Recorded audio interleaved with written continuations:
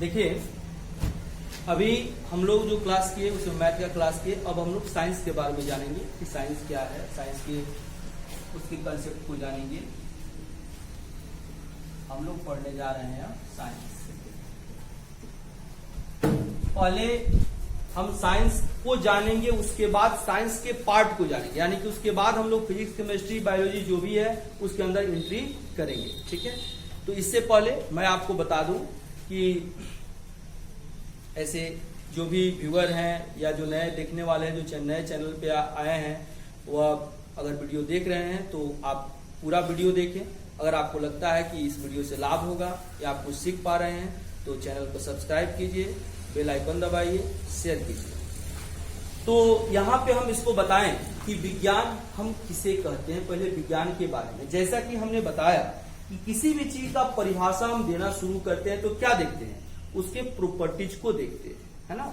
तो हमको विज्ञान के बारे में जानना है कि विज्ञान आखिर में है क्या, विज्ञान का डेवलपमेंट कैसे हुआ है, इसको हम बताते कैसे हैं, इसका निर्माण कैसे करते हैं। सबसे पहले विज्ञान जो शब्द है, जिसका अंग्रेजी नाम साइंस है, इसका लैटिन वर्ड का नाम है साइंसिया। ठीक है, और इसी से यह लैटिन वर्ड हो गया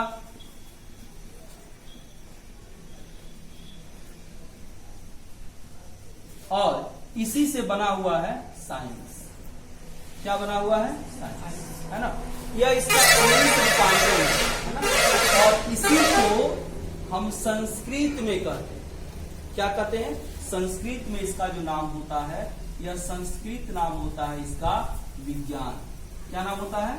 विज्ञान। और आप जानते हैं शब्द के दो प्रकार होते हैं बनावटी से, एक तद्भव होता है और एक तत्सम होता है। जैसे संस्कृत से ही के व्युत्पन्न से ही प्राप्त होता है हिंदी का शब्द, तो संस्कृत से जो शब्द संस्कृत से सीधे आपको चले आते हैं हिंदी में, उसको कहते हैं तत्सम। क्या कहते हैं? तत्सम। तत् मतलब उसके, असम मतलब समान। किसके समान? जो शब्द संस्कृत के समान ही ज्यों के त्यों प्रयोग में लाए जाते हैं वह कहलाते हैं तत्सम। जैसे अग्नि है, अग्नि ही अगर हिंदी में प्रयोग करते हैं तो क्या हो गया? सब तत्सम हो गया। लेकिन संस्कृत में इसको अग्नि कहते हैं, अगर हिंदी में इसको आग प्रयोग में लाते हैं यह क्या हो जाएगा? तद्भव हो जाएगा, है ना। यानी कि तद्भव उसका बिगड़ा हुआ रूप होता है ना। यानी कि संस्कृत का अपभ्रंश कुछ टूट करके जब प्रयोग में आता है तो उसको हम क्या कहते हैं? तद्भव कहते हैं। तो यह जो विज्ञान है, यह ज्यों का त्यों हिंदी में आ जाता है। हिंदी किसके अनुसार? तत्सम के अनुसार, है ना।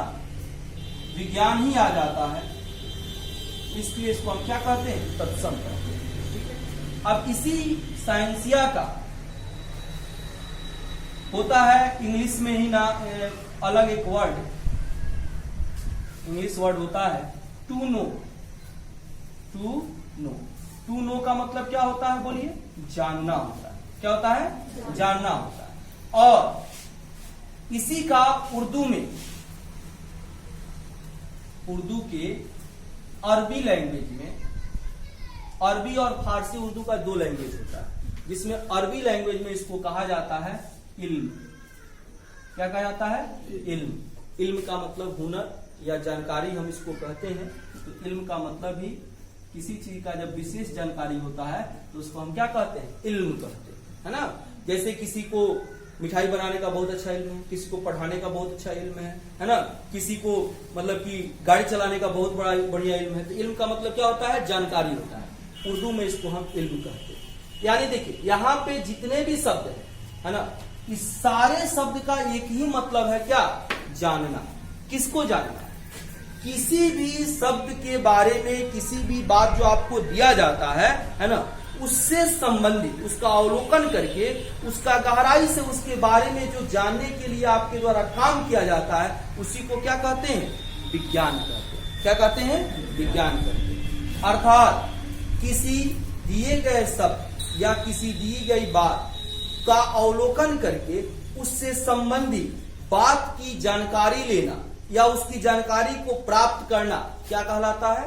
विज्ञान कहलाता है। ठीक है, अब इस जानकारी को प्राप्त करने के लिए कुछ हम काम करते हैं, चरणबद्ध काम करते हैं। सबसे पहले हम करते क्या है?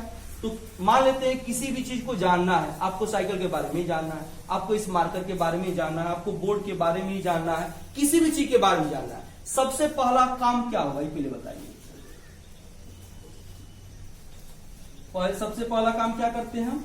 अवलोकन करते हैं। क्या करते हैं? जैसे हमने बताया, अभी गणित बता रहे थे, तो वहां पे हमने क्या बताया कि दुनिया के किसी भी वर्ड का परिभाषा जानने के लिए हम सबसे पहले उसके प्रॉपर्टीज को देखते हैं। उसको प्रॉपर्टीज को जानने के लिए सबसे पहले बैठ करके वॉच करना पड़ेगा किसकी कौन कौन से प्रॉपर्टीज है ना। अब जैसे मान लेते हैं कि जैसे हमने बताया मानव, मनुष्य, तो मनुष्य का प्रॉपर्टीज जो हम बताए हैं कि वैसा जैव पदार्थ जिसमें सोचने समझने की तार्किक क्षमता होती है, बौद्धिक क्षमता होती है, वही क्या कहलाता है? मनुष्य कहलाता है, मानव कहलाता है। अब जैसे हम गाय बैल भैंस को तो नहीं कह सकते हैं ना, क्यों? क्योंकि नहीं इसलिए कह सकते हैं, मान लेते हैं कोई गाय खड़ा है या भैंस खड़ा है, उसको आप हाँक दीजिएगा तो वह किधर जाएगा उसको पता नहीं है। लेकिन अगर कहीं भीड़ जमा है, आदमी जमा है, और वहां पर उसको जब हटाइएगा तो एक निश्चित ढंग से आपको किधर जाना है, जब खाली स्थान होगा उधर वह जाएगा, है ना। अब कहीं मान लेते हैं भगदड़ की स्थिति होती है तो वह भी वहां पर जानवरों की तरह ही व्यवहार करता है मनुष्य, वह अलग चीज है, वह अपवाद की बात है। लेकिन एक सिस्टम के अनुसार मनुष्य अपना काम करता है, वह सोच करके समझ करके उसके अकॉर्डिंग आगे बढ़ता है, तो वह सोचने समझने की जो क्षमता होती है जिसमें उसको हम मानव करते हैं। तो उसी तरह से यानी कि हमको किसी भी चीज को जानने से पहले क्या करना होता है? उसका अवलोकन करना होता है। ठीक है, जब किसी चीज का आप अवलोकन करते हैं तो क्या होता है? उससे संबंधित एक कल्पना आपके माइंड में तैयार है ना। जैसे आप समझिए या याद कीजिए कि कोई कहानी अगर कोई आपका मित्र सुनाता है, आपके दादा दादी सुनाते हैं, या घर पे किसी के द्वारा भी आप सुनते हैं, है ना। तो जैसे आप कहानी सुनते हैं उससे संबंधित जो भी पात्र होते हैं उसका एक प्रतिबिंब आपके दिमाग में बनता है, इमेज बनता है ना। जैसे हम कहते हैं कि हम बाइक से घर से आ रहे थे तो रास्ते में हमको एक कुत्ता मिला, है ना। तो जैसे ही कहते हैं कि हम बाइक से घर से आ रहे थे, तो देखिए आपके दिमाग कुछ बता रहा है, आपके दिमाग में नहीं बता रहा है। आप देखिए, हम अपने अकॉर्डिंग बता रहे हैं, दिमाग आपका यह देख रहा होगा कि सर बाइक पर चढ़े हुए और सर की बाइक चल रही है ना। तुरंत यह बात आएगा। एक कुत्ता आ गया, तब तक आप कुत्ता चूंकि बहुत सारा आप देखे हुए हैं, तो इसलिए कुत्ते का फ्रेश तस्वीर आपके दिमाग में भी नहीं आएगा, है ना। लेकिन एक कुत्ता आएगा, उसकी आकृति आएगी, है ना।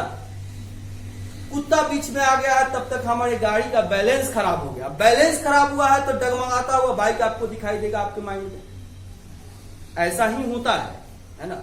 और डगमगाता हमारा बैलेंस खराब हो गया, हम गिर गए हैं, तो हम गिरे हुए बाइक से नजर आएंगे, आपका माइंड देखेगा उसको, क्योंकि यह अभी नहीं आपके आंख के सामने नहीं हो रहा है, यह हो रहा है। और इसको देख कौन रहा है?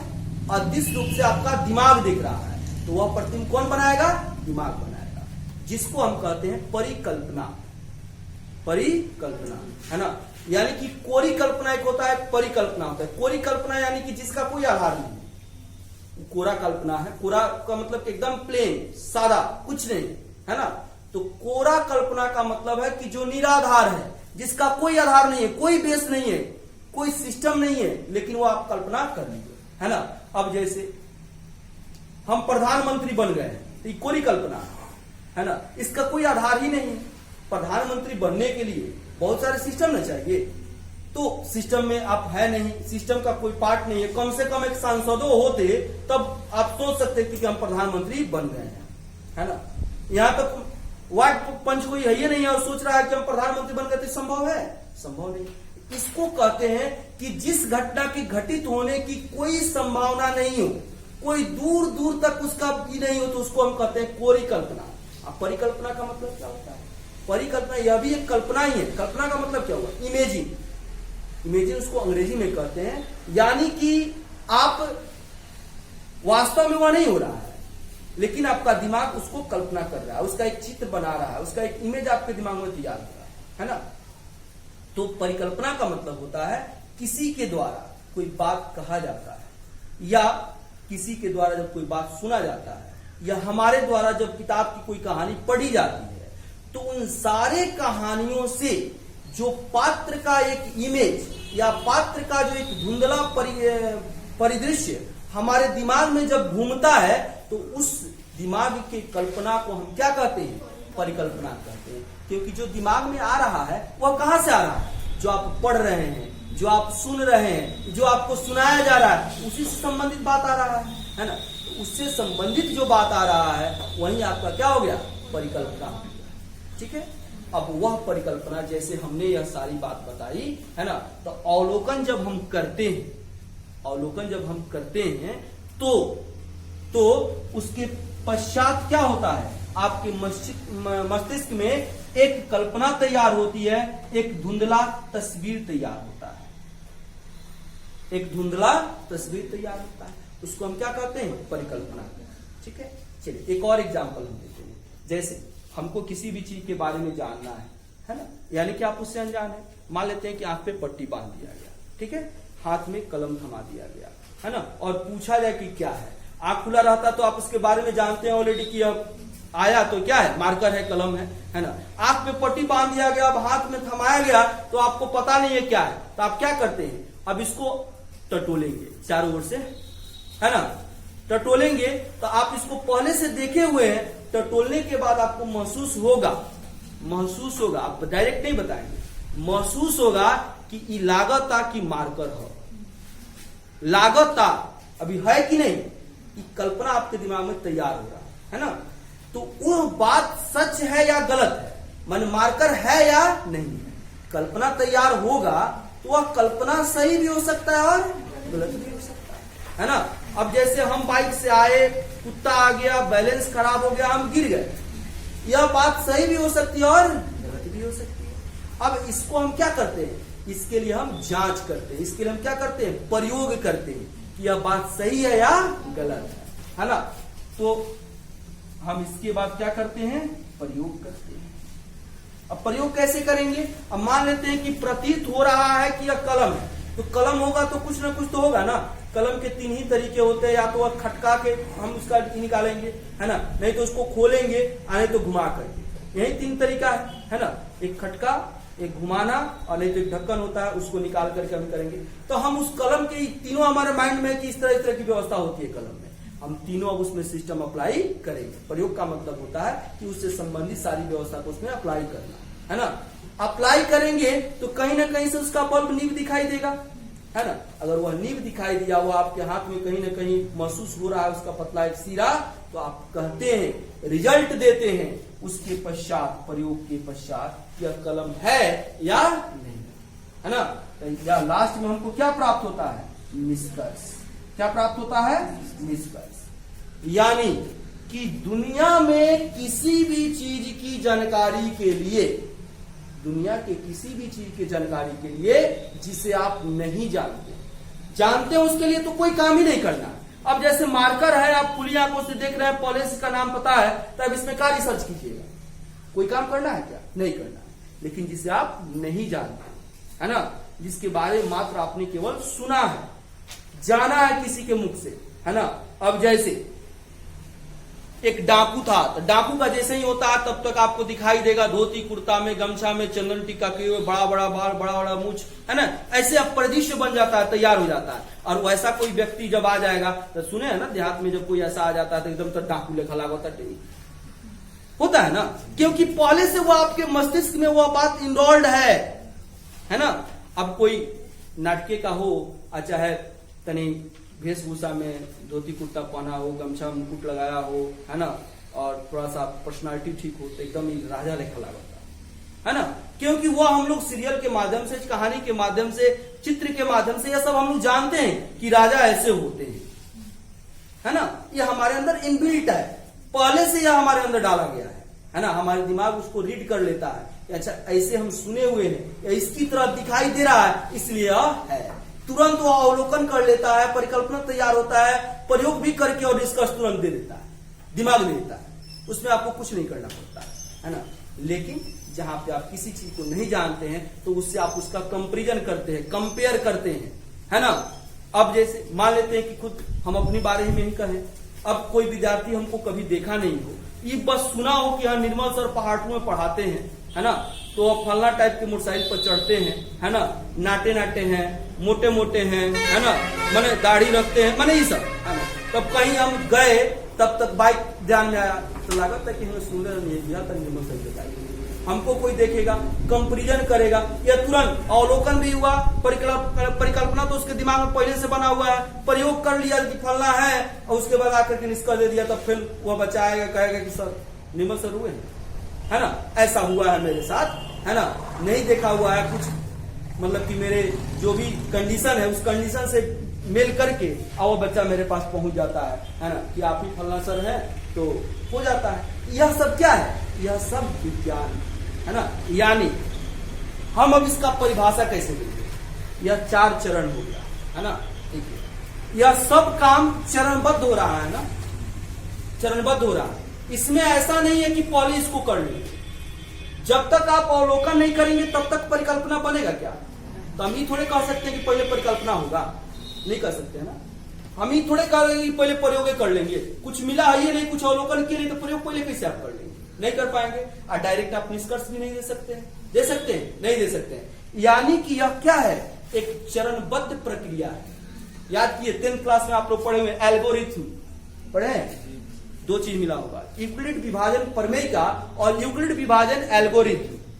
प्रमेयिका भी जानते हैं, एल्गोरिथम भी जानते हैं। एल्गोरिथम क्या होता है? एल्गोरिथम क्या होता है बताइए, इसमें बढ़िया बढ़िया विद्यार्थी है मौसम एल्गोरिथम पूछे हैं, है ना। एल्गोरिथम का मतलब हो गया चरणबद्ध प्रक्रिया। एल्गोरिथम का मतलब क्या होता है? चरणबद्ध प्रक्रिया। यानी कि जो काम चरणबद्ध तरीके से होता है, स्टेप वाइज, है ना। तो आप मौसम निकालते हैं विभाजन के द्वारा निकालते हैं, लेकिन कैसे निकालते हैं? स्टेप वाइज निकालते हैं ना। पहले आप एक छोटा संख्या से बड़ा संख्या में भाग देते हैं, शेषफल कुछ मिलता है, फिर उस शेषफल छोटा हो जाता है, भाजक बड़ा हो जाता है, फिर छोटा से बड़ा में भाग देते हैं। यह काम स्टेप वाइज होता है, इसीलिए उसको हम क्या कहते हैं? एल्गोरिथम कहते हैं। क्या कहते हैं? अब प्रमेयिका दूसरा चीज होता है। जनरली शिक्षक क्या कहता है? प्रमेयिका और एल्गोरिथम को मिला कहा जाता है कि वही चीज है, यह प्रमेयिका और एल्गोरिथम एक ही हो गया। वह एक नहीं होता है, उसमें जमीन और आसमान का फर्क होता है प्रमेयिका और एल्गोरिथम में, है ना। एल्गोरिथम अलग चीज होता है और प्रमेयिका अलग होता है ना। अब देखिए यहाँ पे यह क्या हो गया, तो एक हिसाब से एल्गोरिथम हुआ ना। अब देखिए हम इसको कहां से ला रहे हैं? हम पढ़ रहे हैं कौन सी? साइंस।